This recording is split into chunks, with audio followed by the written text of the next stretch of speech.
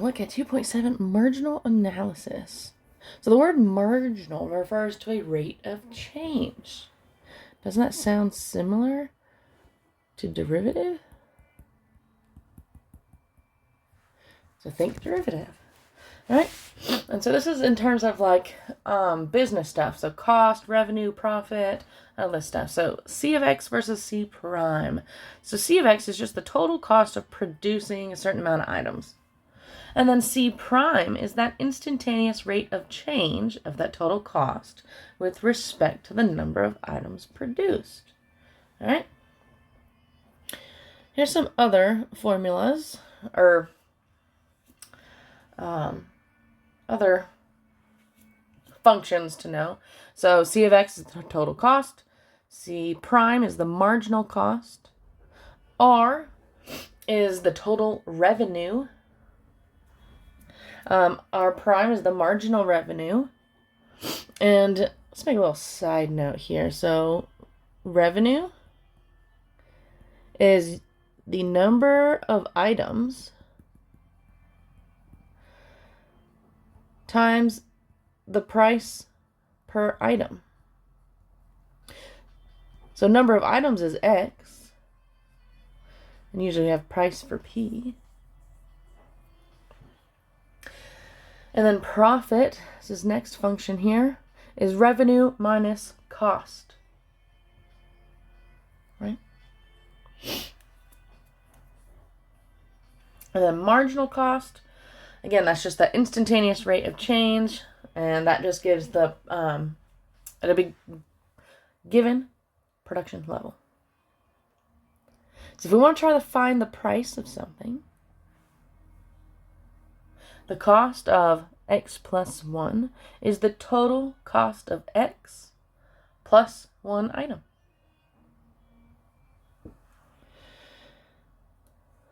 And then we know C of X is the total cost of the X items. So if I were to subtract the two, so C of X plus 1 minus C of X, that's going to give me the exact cost of producing the X plus 1 term.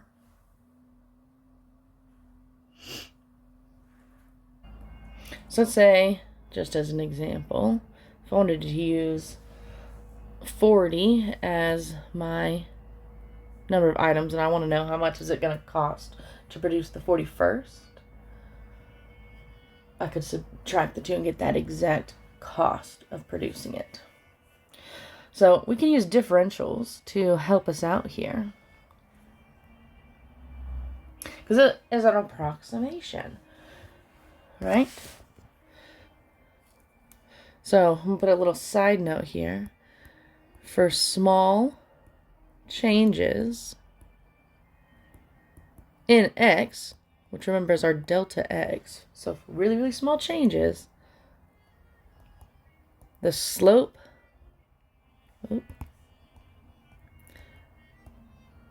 of the tangent line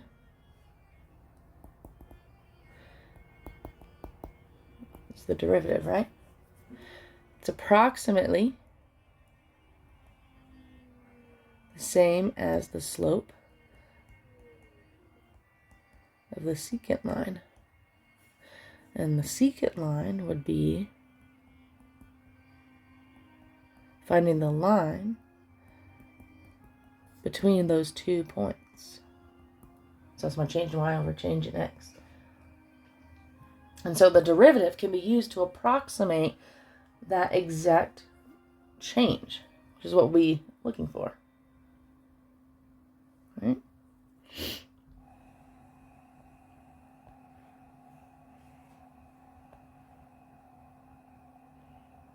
So here's just another way of saying it. Your marginal cost is approximately the same as the exact. That's what that differentials part is. Okay? Now we can talk about an average change. So we could have an average cost per unit. So an average is if you have 5 items, we're going to add the cost of those 5 items up and divide by that number 5. We want to find what the average price per unit is. So the average cost is going to be the total cost divided by the number of items. The marginal average, we would find that derivative of this function now. And the same follows for the revenue and the profit, just depending on what their functions are. We're still essentially taking the functions and dividing it by the number of terms we have to find the average. And then we can take derivatives to look at the rest. So let's look at some examples instead of just all this general form stuff. So the total cost in dollars of producing X processors is C of X equals 2,000 plus 50X minus 0.5X squared. So find the exact cost of producing the 21st.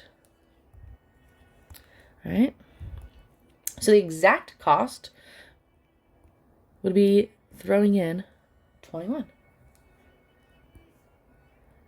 So 2,000 plus 50 times 21 minus 0.5 times 21 squared. If I plug that in a calculator, I will get 2,829.5. All right.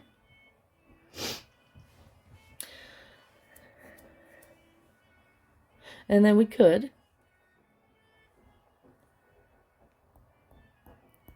find the 20th. Because this is the 20, plugging in the 21 finds out how much it costs to make 21 of them. I want to know how much it costs to make the 21st one. So I need to find the one before it. So the 20. So let's see, 2,000 plus 50 times 20 minus 0.5 times 20 squared. If I put that in my calculator, I get 2,800.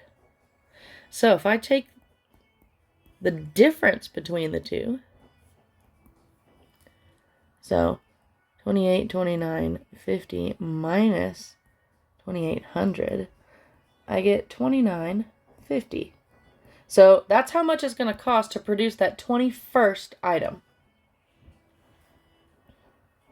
And now part B says, use marginal cost to approximate the cost of producing that 21st. So, okay, I need to find the derivative.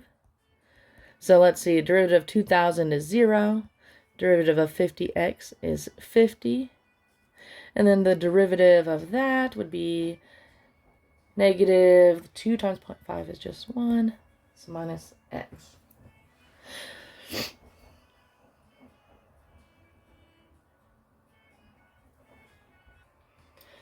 So now that I have this equation, we want to find, again, the cost to do the 21st food processor. Food processor. So, really this marginal cost here, I'm analyzing this rate of change at this point, right? So, it's actually, when I get a value here, it's actually understood to be the cost of producing the next one. So I'm going to substitute in 20 because this value is going to tell me the cost, or the rate of change of the cost of the 21st. So I get 30, which is about what we got in the previous step. Let's try another one. The cost in dollars of manufacturing X auto body frames is C of X equals 60,000 plus 300X. Find the average cost per unit if 500 frames are produced. So part A, we're finding that C bar, that average. So that is our cost function divided by the number of items we have. So that cost function is 60,000 plus 300x all over x.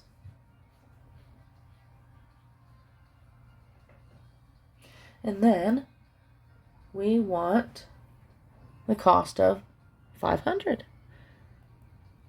Or the average cost of 500. So 60,000 plus 300 times 500 all over 500. So I'll throw it in the calculator. So 60,000 plus 300 times 500 divided by 500. And I get 420. So if we were to interpret this value, we would say at a production level of 500,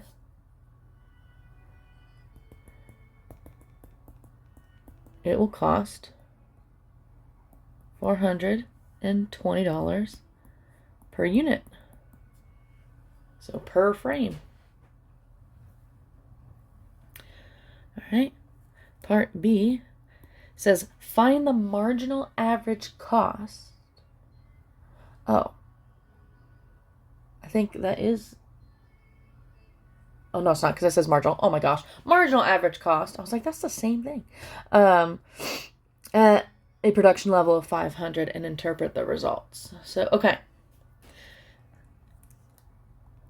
The marginal average is the derivative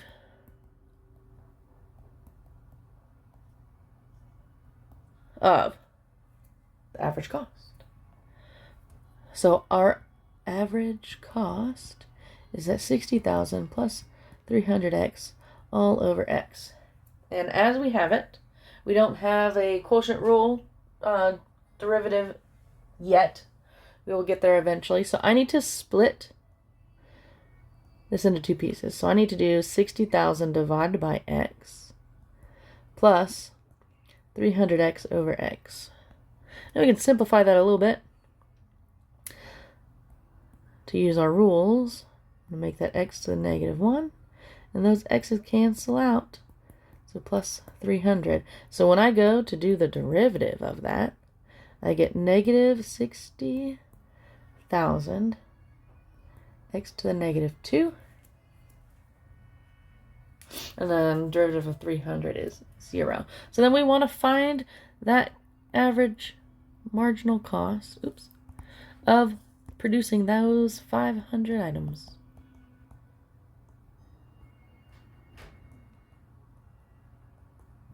All right, so I can plug that into the calculator, and I get negative 0.24.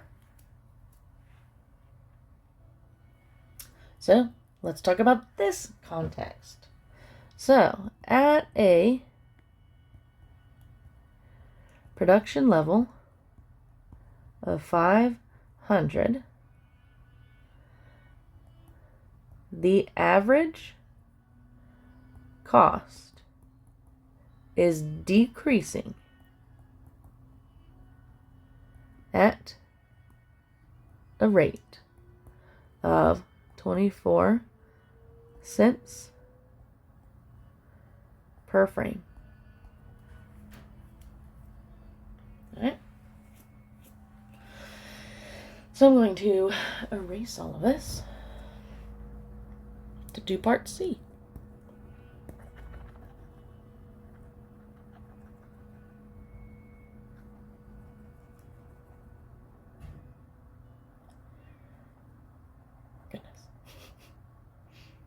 Okay, I'll leave part A.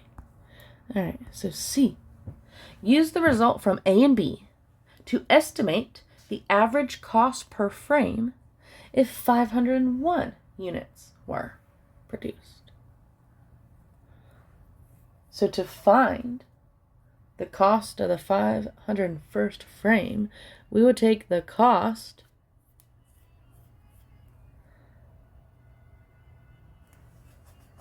the average cost of 500, and we could take the change. So it's decreasing at a rate of 24 cents. So I can subtract off 24 cents, and I can get that that value. So Plugging in the 500 is part A. So the 420 and then minus 0.24. So to produce the 501st, we would have 419.76. Right?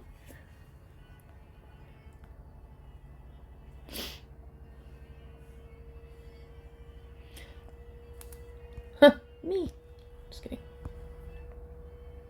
All right, profit analysis. The total profit in dollars from the sale of X cameras is that whole function right there.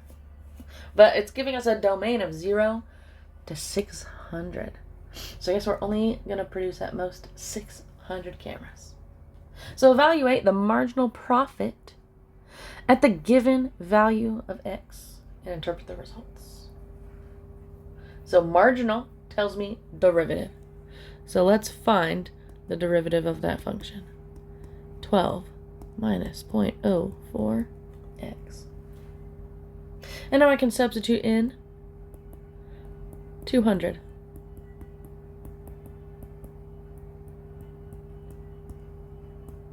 And plug that in a calculator and get 4. So, what does that mean? It means at a production level of 200, profits are increasing at a rate of $4 per camera. And let's do the 350. So I can substitute in 350. Now I get -2. So now, at a production level of 350,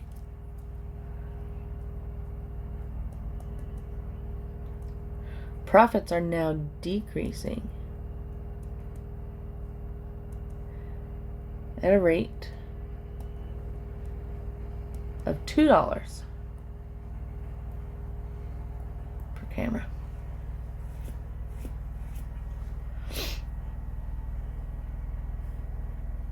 Okay. Let's try and combine it all. Revenue, cost, and profit.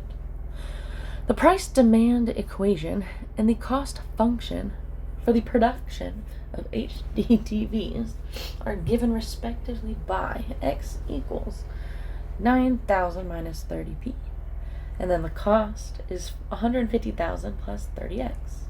And X is the number of HD TVs that can be sold at a price of P dollars per TV. And C of X is the total cost of producing X TVs. So part A, express the price P as a function of the demand X and find the domain of this function. All right, let's see if I'm going to have room. So X equals 9,000 minus 30p. Basically, that means I want to solve for P so that it's in terms of X. So I need to subtract 9,000 from both sides.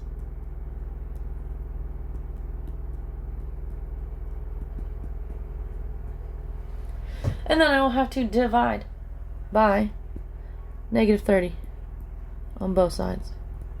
And I'm going to split it up because I'm confident we're going to have to do some derivatives here, so I'm going to split it up. So I really get -x over 30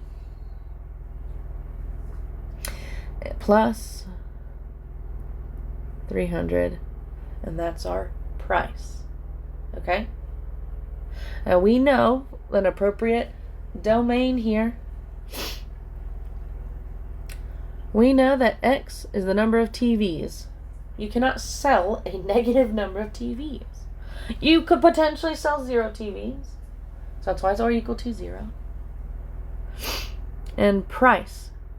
We're also going to have that be greater than or equal to 0. Because when you sell items, you're selling them at a cost. So you would not have a negative p-value. Now mathematically, you could have a price of 0. It could be free. So that's why it's R equal to 0. But in practice, you won't have 0. I hope you're not giving away HD TVs for free. So let's solve this. So we have the negative x over 30 plus 300. We need to set that greater than or equal to 0. So I can find what an appropriate domain is. Alright, so I want to work with positive numbers, so I'm going to add the x over 30. So I have 300 greater than or equal to x over 30. And then to get x by itself, I'd multiply both sides by 30. So I would get 9,000 greater than or equal to x. Usually we see the variable on the other side, so we could say x is less than or equal to 9,000. So our domain is between 0 and 9,000. Okay. Part B, find the marginal cost.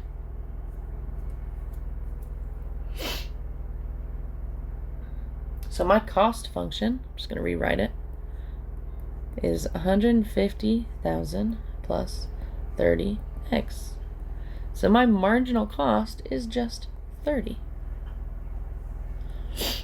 So what does that mean? That means at a production level of X TVs, the cost is increasing at a rate of $30 per TV. Part C. Find the revenue function and state its domain.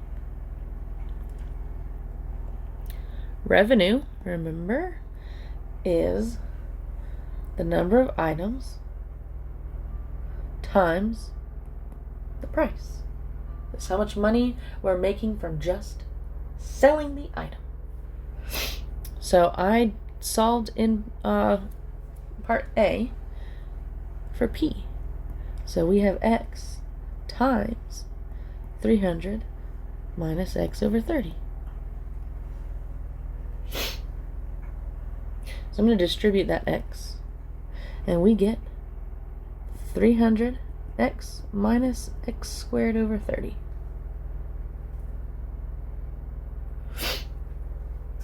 And our domain is actually going to remain the same. We're still in x values for numbers of TVs we can produce.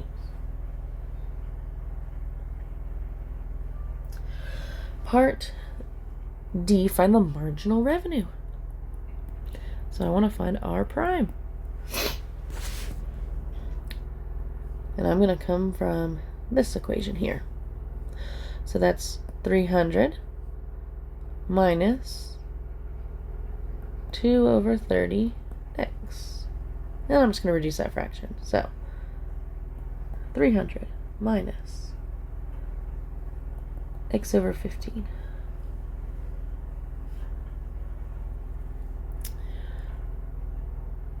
Part E. Find R prime of 3,000 and R prime of 6,000 and interpret these quantities. So R prime of 3,000 and R prime of 6,000. So it's just going to substitute in. So 300 minus 3,000 divided by 15. It's going to give me about $100.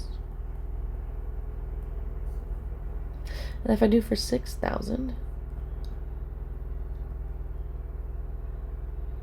about negative $100.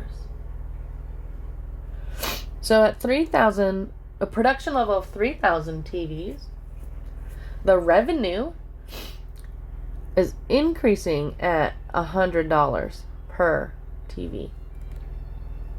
And that's the rate of 6,000. Oh, I don't know, I have an up arrow. It's decreasing by $100 per TV. Alright, I'm going to erase some of this stuff.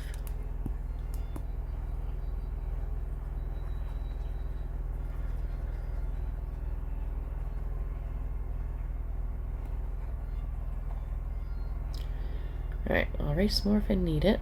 This part. F. Graph the cost function and revenue function on the same coordinate system for between 0 and 9,000. Find the break-even points and indicate the regions of loss and profit. Alright, so break-even is when your revenue equals the cost. So let's plug the functions in to Desmos and see where they intersect. So let's see. Revenue was 300 x minus x over 30. Oh, x squared over 30. And then cost was the 150,000 plus 30x. So I'm going to zoom out here.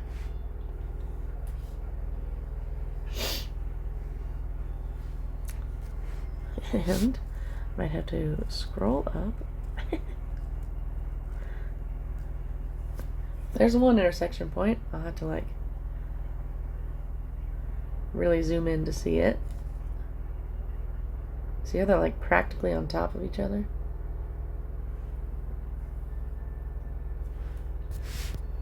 So that's one. Because this is quadratic. So we have a quadratic function and a linear function. So potentially they're going to intersect twice. So let's see where else they would. Holy cow. I might be able to change my window.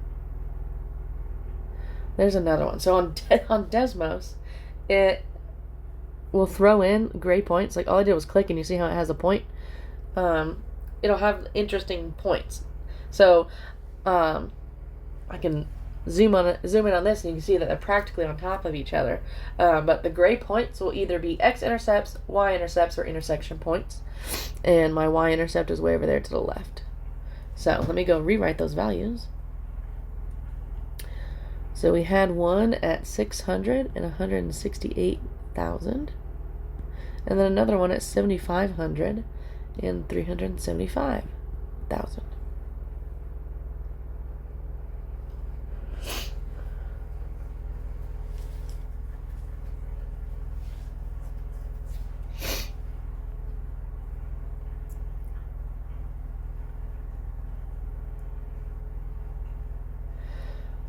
Gee, lost my place. Find the profit function in terms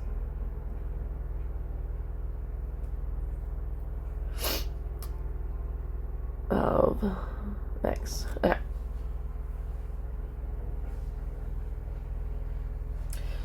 So profit is revenue minus cost. So my revenue function was 300x minus x squared over 30. And then I need to minus my cost, which is that 150,000 plus 30x. So I would need to distribute this negative because I'm subtracting that whole function. So it's really minus 150,000 and minus 30x. So I'm just going to put it in standard form and do the x squared term first. So negative x squared over 30. And then I have some like terms. I have 300x minus 30x to give me 270x. And then minus 150,000. No surprise here. The next part is to find the marginal profit, so the derivative. So let's see, that'll be negative x over 15. And then plus 270. And then the other one is 0.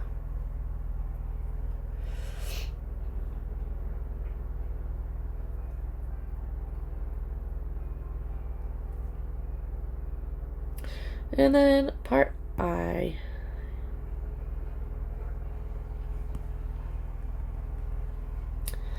Find p prime of 1500 and p prime of 4500 and interpret. Alright, so we would have negative 1500 over 15 plus 270 and negative 4500 over 15 plus 270. And now I'll just throw both of those in calculator.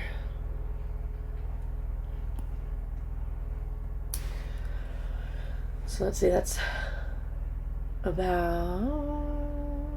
170. Negative 1500 divided by 15 would be negative 100. And then this one, I think that's what, 300? Negative 300. So it'd be minus 30. So then, okay, the 1500, at a production level of 1500, the profit is increasing at a rate of $170 per TV. But at 4500, the profit's decreasing at a rate of $30 per TV. And there you have it. So if you have any questions, let me know.